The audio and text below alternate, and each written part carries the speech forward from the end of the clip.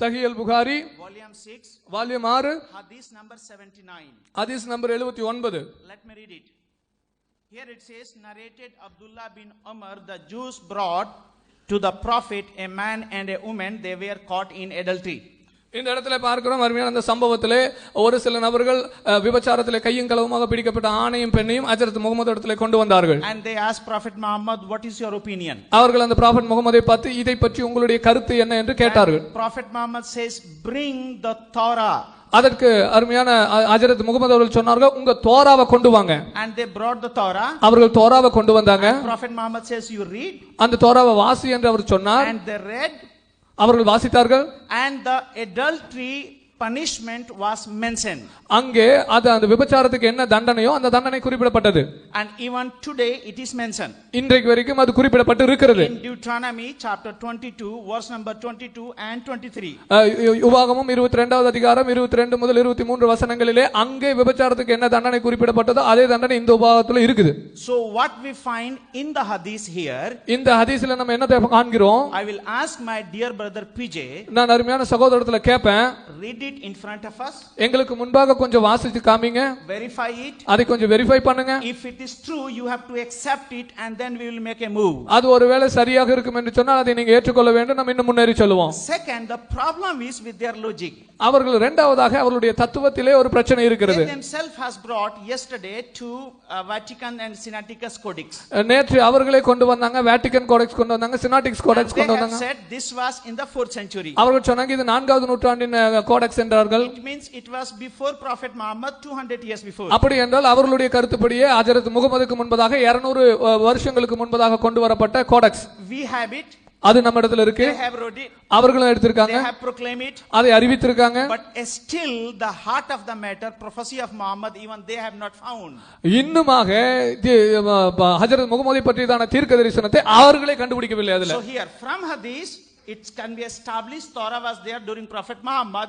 From their preaching, from their quoting, from the manuscript, it can be established Torah was before Prophet Muhammad. அவர்கள் என்னத்தை பிரசங்கிச்சாங்களோ என்னத்தை பேசினாங்களோ அதிலிருந்து இந்த ஹதீஸிலிருந்து மூல ஆதாரங்களிலிருந்து எல்லாவற்றையும் நம்ம உறுதியாக கொள்ளுகிற காரியம் என்னவென்றால் ஹஜ்ரத் முகமது அவர்களுக்கு முன்பதாகவே அல்லது அவர்களுடைய காலத்திலும் தோரா இருந்தது என்பதுதான். But what is interesting part, ஆனா இதுல கொஞ்சம் ஆர்வமான விஷயம் என்னவென்றால் further Sahih al-Bukhari volume 8 hadith number 816 says, Sahih al-Bukhari volume 6 volume 8 82 சொல்லுகிறது that Prophet Muhammad also got some revelation, if any adultery people commit adultery, stone them.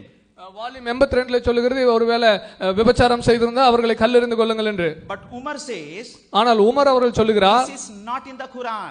அவர் சொல்றார் குர்ஆனில் இது இல்ல. So the as Bible was during Prophet Muhammad still is now, but the Quran which they had during the time of their followers they don't have right now. Actually அது பைபிள்ல அன்னைக்கு இருந்தது போல இன்னைக்கு வரைக்கும் இருக்குது. ஆனா அவர்களுடைய கருத்துப்படியே அவர்களுடைய காலத்தில் இருந்த குர்ஆன் இப்பொழுது இல்ல.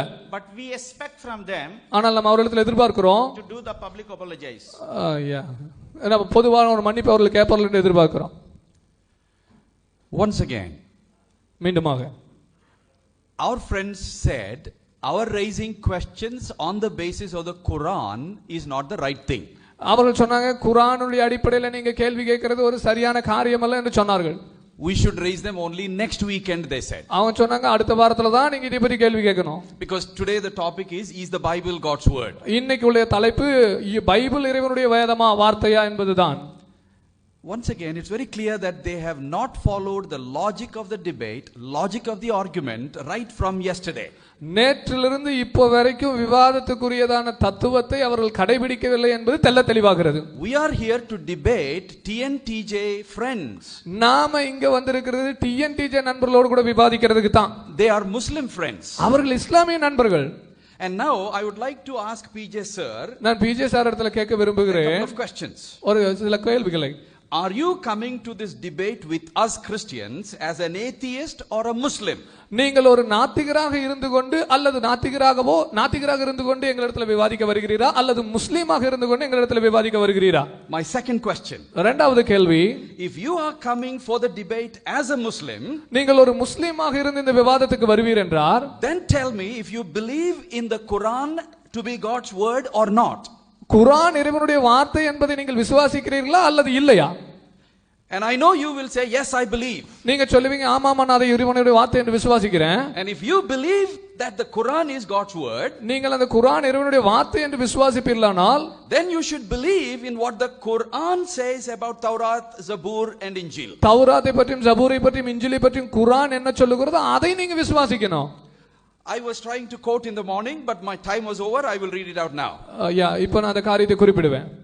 Surah 5, சூரா 5வது அதிகாரம் 43 ayat 43வது ஆயத்தில் talks about Taurat. தௌராத்தை பற்றி பேசுகிறது. 44 44 talks about what Allah revealed. அல்லாஹ் எதை வெளிப்படுத்தினார் என்று கூறுகிறது. And 45 has a quotation from the Taurat. 45வது வசனத்திலே தௌராவிலிருந்து ஒரு குறிப்பீடு கொடுக்கப்பட்டிருக்கிறது. Eye for eye, nose for nose, ear for ear, tooth for tooth, and this is what exactly we find in our Taurat now. கண்ணுக்கு கண் பல்லுக்கு பல் ஆகிய காரியத்தை அங்கே குறிப்பிட்டிருக்கிறது. இதைத்தான் நம்முடைய தௌராத்துல நம்ம வெச்சிருக்கிறோம். And then 47 it says anybody who does not judge by what Allah has revealed, referring to Taurat and whatever, அங்க இருக்கிற தௌராத்தை குறிப்பிட்டு விட்டு அல்லாஹ் வெளிப்படுத்தின வேதத்தின்படி யாராவது தீர்ப்பு செய்யாவிட்டால் you would be considered as rebellious. அவர்கள் அல்லாஹ்வின் வேதத்துக்கு முரட்டாட்டம் பண்ணுகிறார்கள் என்று நாம் கருத வேண்டும் என்று குர்ஆன் சொல்கிறது. Then 48 says 48 சொல்கிறது, we have sent down to you the book in truth, confirming the scripture that came before it. நாம் அதை அவர்களுக்கு அனுப்பி கொடுத்தோம். அவர்களுக்கு முன்னதாக இறக்கப்பட்ட நாம் இந்த வேதத்தை இவர்களுக்கு இறக்கினோம், முன்னாக உள்ளதான வேதத்தை அவர்களுக்கு உறுதிப்படுத்தும்படியாக. So the books before referred to are Injil and Taurat. முன்பாக கொடுக்கப்பட்ட வேதம் தௌராத் என்றும் இன்ஜில் என்றும் குறிப்பிடப்பட்டிருக்கு. And then 6 Surah 6 verses 33 and 34. சூரா 6 33 34 சொல்லுகிறது, None can alter the words of Allah. அல்லாஹ்வின் வார்த்தையை ஒருவரும் மாற்ற முடியாது. And then 10 Surah 10 சூரா 10வது அதிகாரம் 64. 64வது ஆயத்து. No change can be there in the words of Allah. This is indeed the supreme success. அல்லாஹ்வுடைய வார்த்தையிலே எந்த ஒரு மாற்றம் இருக்க முடியாது. இதென்றால் எல்லாவற்றுக்கும் மேலான அதிகாரம் உடையது. So preservation of the books of the prophets who preceded Prophet Muhammad is supreme success for Allah, and if that preservation is not done, it is supreme failure for Allah. ஹஜ்ரத் முகமது அவர்களுக்கு முன்பாக இருந்ததான தீர்க்கதரிசிகளுடைய வார்த்தையை பாதுகாப்பது என்பதுதான் அல்லாஹ்வுடைய சுப்ரீம் சக்சஸாக இருக்கும் என்றால் அதிலே அவர் செய்யாவிட்டால் அது அல்லாஹ்வுடைய சுப்ரீம் சக்சஸாக இருக்க முடியாது. And so we have given all this as a support for our claim that the Torah, Injil, Zabur and all the whole Testament which was there at that time is still with us. நாங்கள் இத்தனை ஆதாரங்களையும் கொடுப்பதற்கு காரணம் அவர்களுடைய காலத்தில் இருந்த Torah இன்ஜில் சபூரை தான் எங்களிடத்தில் இருக்கிறது என்பதற்கான தெள்ள தெளிவான ஆதாரத்தை தான் இவ்வளவு நேரம் கொடுத்து கொண்டிருக்கிறோம். To prove that Bible is God's word which is preserved. இந்த தலைப்பின்படியாக பாதுகாக்கப்பட்ட இறைவேதம் கர்த்தருடைய பரிசுத்த வேதாகம் என்பதை நாங்கள் சொல்லுவதற்காக தான். So these questions are not irrelevant, they are very related to the topic, that's why we are raising. இந்த क्वेश्चनகள் வந்து தலைப்புக்கு சம்பந்தமற்றவைகள் அல்ல, இது மிக மிக தலைப்புக்கு பொருத்தமானவைகள். With references from the Quran and Hadith we have given. நாங்கள் அதற்கான ரெஃபரன்ஸ் வந்து குர்ஆன்ல இருந்து ஹதீஸ்ல இருந்து கொடுத்திருக்கிறோம். So we would like for our friends Mr. PJ and others to refer to those Quranic verses and Hadith and respond to those 17 questions we gave yesterday morning itself. நேற்று காலையில இருந்து நாங்கள் கேட்டதான அந்த 17 கேள்விகளுக்கு இந்த குர்ஆனின் வசனத்தின் அடிப்படையில் இருந்து அதை குறிப்பிட்டு பதில் கொடுத்து.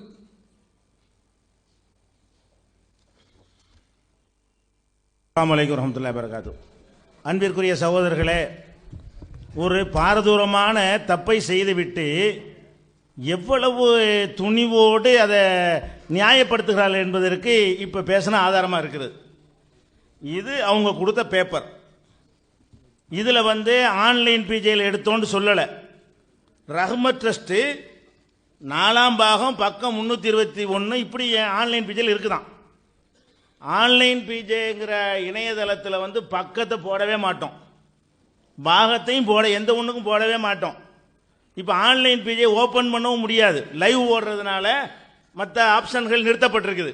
லைவில் இந்த விவாதத்தை எல்லாரும் பார்த்து கொண்டிருக்கிறார்கள்.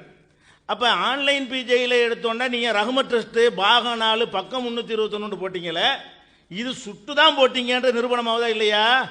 ஆன்லைன் பிஜேயில் இருக்குது, புகாரியில் இந்த மாதிரி 4ஆம் பாகத்தில் 321வது பக்கத்தில் இருக்குன்னு நீங்கள் சொன்னது எப்படி வரும்? ஆன்லைன் பிஜேயில் இல்லாத ஒரு விஷயத்தை சேர்த்து பிரிண்ட் கொடுத்துருக்கிறீங்க.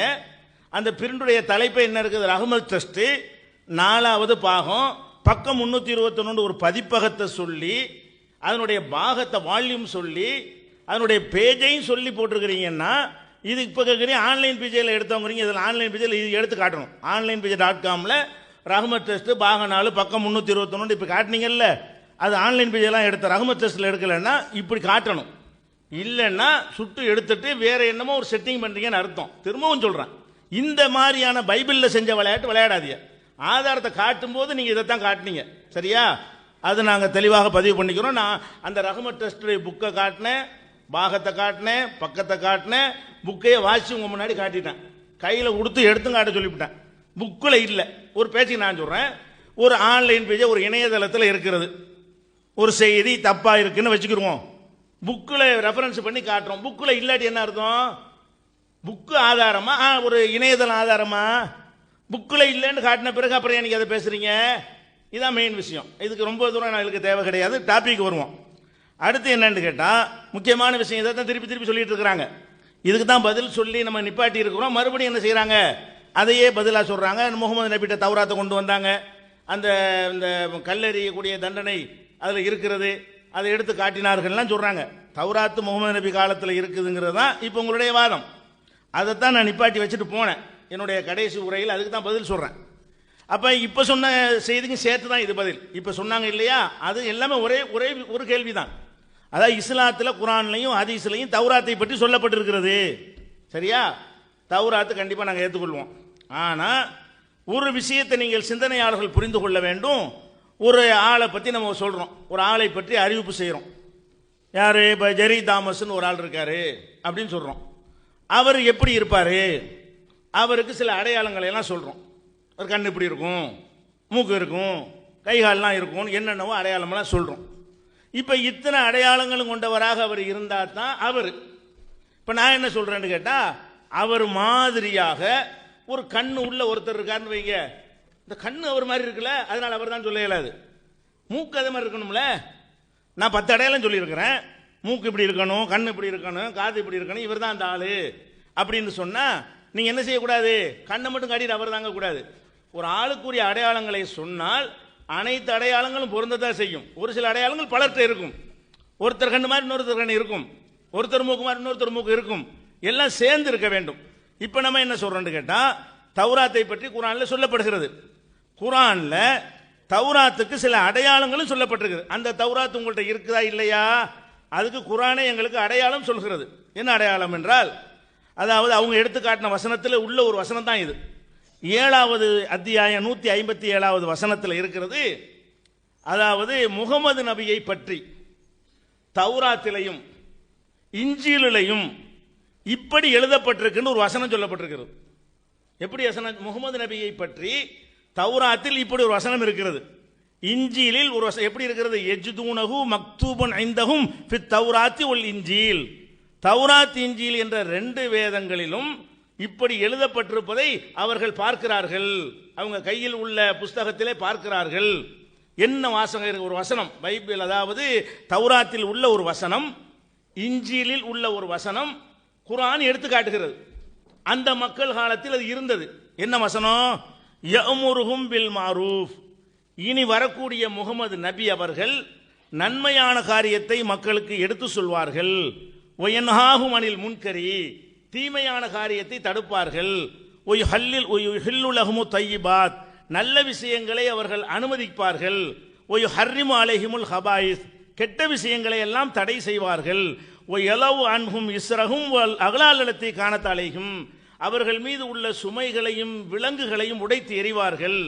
அப்போ ஃபல்லதீன ஆமனு பிஹி, யார் அந்த முகமதை நம்புகிறார்களோ, அஸ்ஸரூஹ் அவரை கண்ணியப்படுத்துகிறார்களோ, நஸரூஹ் அவருக்கு உதவி செய்கிறார்களோ, ஒத்தபவுன் நூறல்லதி உன்சிலமாகு, அவரோடு அருளப்பட்ட குர்ஆன் என்ற ஒரு வேதத்தை யார் வந்து பின்பற்றுகிறார்களோ, உலாயிக்கஹுமுல் முஃப்லிஹூன், அவர்கள்தான் வெற்றியாளர்கள் என்ற ஒரு வசனம் தௌராத்தில் இருப்பதை அவர்கள் பார்க்கிறார்கள், இஞ்சிலில் இருப்பதை பார்க்கிறார்கள் என்று குர்ஆன் ஒரு அடையாளம் சொல்கிறது. இப்படி ஒரு வசனத்தை நீங்க காட்டினா அது தௌராத். அன்னைக்கு இருந்துச்சு தௌராத்து. தௌராத்தில் ஒரு வசனத்தையே சொல்லி இந்த மாதிரி ஒரு வசனம் இருக்கிறது, இந்த பார்த்துக்கிட்டு இருக்கிறாங்க. யார் பார்த்துக்கிட்டு இருக்கா? நபிகள் நாயகம் காலத்திலே தௌராத்தை வைத்திருந்தவர்களும் நபிகள் நாயகம் காலத்தில் இஞ்சிலை வைத்திருந்தவர்களும் இருப்பதை எழுதப்பட்டிருக்குன்னு சொல்லவில்லை. குர்ஆன்ல எப்படி இருக்கிறது? யஜிதூனஹு மக்தூபன், இவரை பற்றி எழுதப்பட்டிருப்பதை கண்ணால் பார்க்கிறார்கள். இப்ப நாங்க கேட்கிறோம், நீங்க உங்க தோராவுல இப்படி ஒரு வசனத்தை நீங்கள் எடுத்து காட்டினால் இதே மாதிரி இருக்க வேண்டும். நீங்க இஞ்சில் என்று சொல்வதை எடுத்து காட்டினால் ஓ கரெக்டா இருக்கு, அடையாளம் கரெக்டா இருக்கு, அந்த குர்ஆன்ல தௌராத் எதை சொல்லப்படுகிறதோ அது கரெக்டா இருக்குன்னு விளங்குகிறது. இப்ப நாங்க பார்க்கிறோம், ஆமா அன்னைக்கு ஒன்று இருந்தது, அந்த மக்கள் வச்சு இருந்தாங்க, அந்த ஒரு வசனம் இருக்குன்னு குர்ஆன்ல சொல்லப்பட்டிருக்கிறது, அதை காணல. அப்ப இவங்க களவாண்டாங்கன்னு விளங்குதா இல்லையா? அது அல்லன்னு விளங்குதா இல்லையா? சுட்டுட்டாங்கன்னு குர்ஆனை பத்தி குர்ஆனை நாங்க நம்புறோம், பெரிய லாஜிக் வைக்கிறாங்க. குர்ஆனை நீங்க நம்புகிறீங்களா இல்லையா? நீங்க நம்புறதுக்கு ஆதாரம் கேட்டா நாங்க நம்புறதுக்கு ஆதாரம் கேட்டோம். நீ எப்படி பைபிளை நம்புன? குர்ஆன்ல இருக்க, குர்ஆன்ல இருக்கு நீங்க நம்புங்கன்னா நீங்க எப்படி நம்புனீங்க? அப்பம் பாட்டுன்னு சொன்னதை நம்புனதை தவிர அது கடவுள் வார்த்தைக்கு உங்களுக்கு என்ன ஆதாரம் இருக்கிறது? நாங்க சொன்ன குர்ஆன்ல சுமையை தோல்ல தூக்கி தான் உங்களுக்கு நிரூபிக்க இயலுமா? இப்ப நம்ம என்ன கேட்கிறோம்?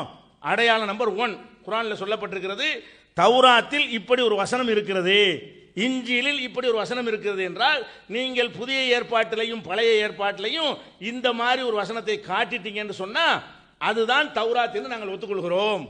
காட்டல என்று சொன்னா இது வேற அது வேற, குர்ஆனை கொண்டே நிரூபிக்கிறேன். நிறைய இருக்குது. நீங்க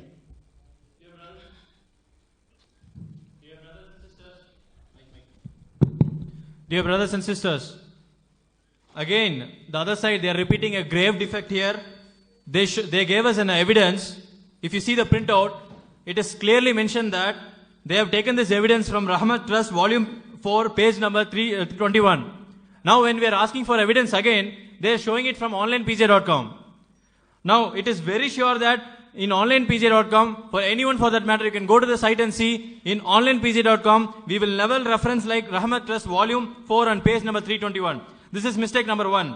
And for the sake of argument, even if we assume that whatever they have taken is from onlinepj.com, when we have to ask them a proof, we have asked them a proof from the authorized books. It is their responsibility to show from the authorized book. We gave them the book to show the evidence. They failed to do so because it is not there in the book. And whatever the evidence they presented itself is like against their arguments. Whatever they quoted is also against their arguments. Now coming back to the questions, again they starting with the same issue of like Torah is mentioned in Torah is mentioning about Prophet Muhammad. It is prophesying about Prophet Muhammad. We have been answering them one by one. Now, for example, if I have to describe a person, for example, let's take Mr. Jerry Thomas. If I have to describe him, if I have to say that somebody is like Jerry Thomas, I will have to exactly say all the signs, exactly say all the characteristics of Jerry Thomas and say he'll be so and so. Rather, if I simply say that the eyes of Jerry Thomas was similar to this, you see the difference? That is how they are quoting their argument. If you see the Quran, chapter 7, verse 157, it says very clearly, it gives a description of Torah. It also speaks about Torah. At the same time, it is very clearly stating that what all characteristics, what all descriptions it should hold. If you see Quran, chapter 7, verse 157, it is giving a definition of Torah. Now we are challenging them to show the same definition, if it is present in the Torah, what they claim to have. They are claiming the Old Testament as Torah. We want them to show a similar verse from Torah, stating that this is exactly resembling the way how it is written in Quran, how it is prophesied in Quran. In Quran, it very clearly says, it talks about Prophet Muhammad, and it says, apart from prophesying about Prophet Muhammad, it also clearly says that he will be enjoining all that is good. He will forbid all that is bad, all that is evil, and he will allow all that is good. He will also prohibit all that is bad. He will break the hurdles, and all these things you will see with your own eyes. These verses you will be able to see in the Torah during Prophet Muhammad with your own eyes. Now we are challenging them to show a similar verse. We are asking them to show from their Old Testament having all these descriptions. If they do not do that, they have to accept that whatever Torah they have is not the one what is mentioned in Quran. அடுத்ததாக 48வது அத்தியாயம் 29வது வசனத்தில் அவங்களுடைய வேதங்களில் தௌராத்திலும் இஞ்சிலும் இருப்பதாக குர்ஆன் ஒரு செய்தியை சொல்கிறது. என்ன சொல்கிறது? எதிர்காலத்தில் ஒரு தூதர் வருவார், அவருக்கு உதாரணம் கஸர் எப்படி இருக்குன்னா மதலுகும் ஃபித் தௌராத்தி ஓ மதலுகும் ஃபில் இன்ஜீல், தௌராத்திலையும் இன்ஜீலிலையும் இவர்களுக்கு உதாரணம் சொல்லப்பட்டிருக்கிறது. முகமது நபியுடைய சமுதாயத்திற்கு ஒரு உதாரணம் சொல்லப்பட்டிருக்கிறது. கஸர்இன் அஹ்ரஜ ஷத்அஹு, ஒரு பயிர், ஒரு கதிர் தன்னுடைய கதிர்களை முளைக்க செய்கிறது, ஆழமாக பதிகிறது, உறுதியாக நிற்கிறது. அதை பார்ப்பவர்கள் எல்லாம் வியந்து பாராட்டுகிறார்கள். இது எதிரிகளுக்கு ஒரு அச்சத்தை உண்டாக்குகிறது. இப்படியான ஒரு நிலையில் அவர் வெற்றி பெறுவார் என்று முகமது நபியை பற்றியும் அவரோடு இருப்பவர்களை பற்றியும் தௌராத்திலும் இருக்கிறது, இஞ்சியிலும் இருக்கிறது என்று குர்ஆன் சொல்கிறது. நீங்கள் தௌராத் என்று இப்ப எங்களுக்கு தவறான தகவலை தருகிறீர்களே, உங்க மக்களுக்கு தர்ற மாதிரி அந்த தௌராத் என்று நீங்கள் நினைக்கக்கூடியதில் இது இருக்குதா? இஞ்சில் என்று நீங்கள் எங்கள்கிட்ட திசை திருப்புறீர்களே, அதுல இது இருக்குதா? அப்ப குர்ஆன் சொல்ற தௌராத்துங்கிறது இது அல்ல, நாங்களா சொல்லவில்லை. குர்ஆன் இஞ்சில் என்று சொல்லி பார்க்கிறோம், என்னடா ஒன்னு சொல்றதெல்லாம் எதையுமே காணாம என்று தெரிகிறது. சொல்லுங்க. Second argument, chapter Surah 48 verse 20, it speaks about the prophecy of Prophet Muhammad, and it says that in future you will get a prophet like this, and it describes about the community, it describes about the Sahabas. It says that all of you will be like deep rooted plant. Now we are challenging them to show that are you able to produce one evidence from your so-called Torah, the one which you have with you, that it is having a similar verse like the one how it is mentioned in Quran. Unless you fail to do so, the Torah and Injil mentioned here is not the one what you hold in your hands.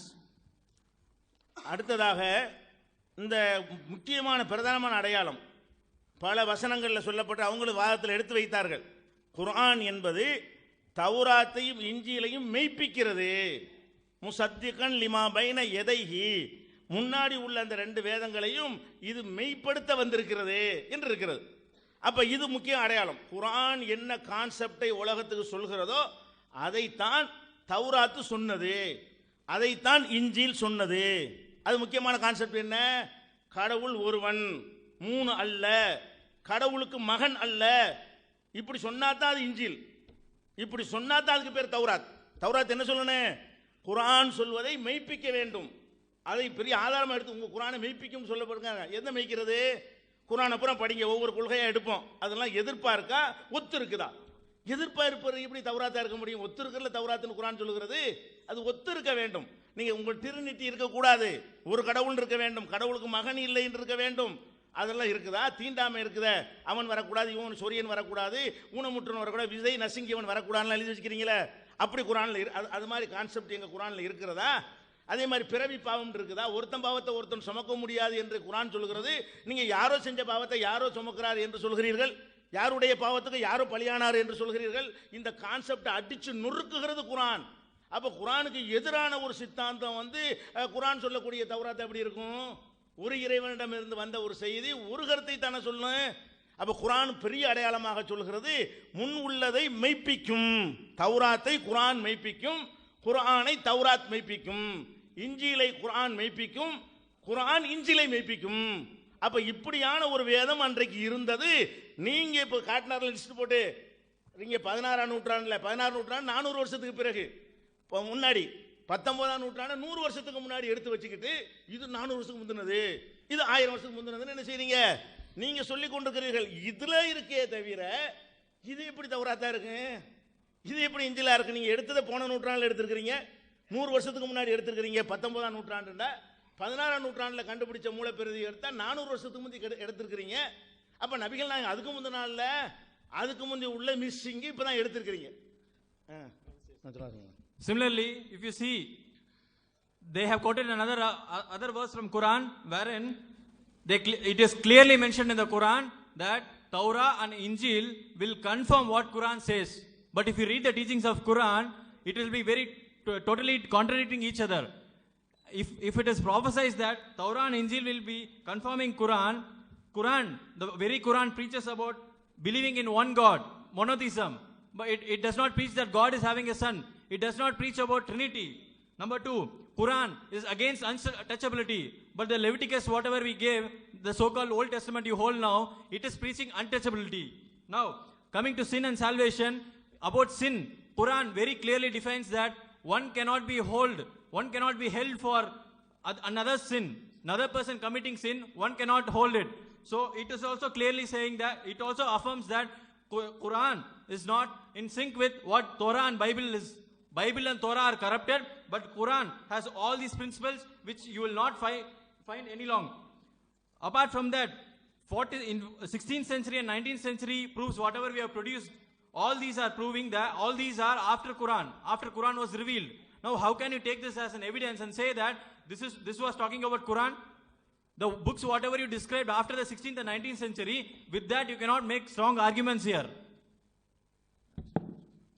அடுத்ததாக முக்கியமானது இஞ்சிலுக்கு வருவோம். இஞ்சில போய் சொல்லியிருக்கிற